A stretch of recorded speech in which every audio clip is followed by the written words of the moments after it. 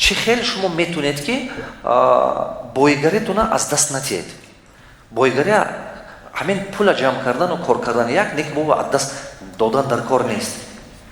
اگر شما بیزنسمن باشید همین یک بیزنس قبید 3-4 بیزنس بنرید. اگر بیزنسمن باشید مصلحت من گوش کنید.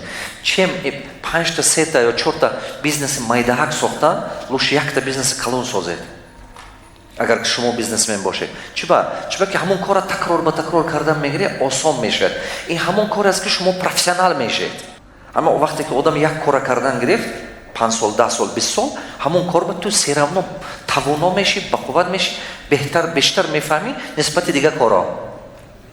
برامون اگر شما بیزنسمن باشید یک کار قپیده گیرید هوا زیاد کرده رفتن گیرید.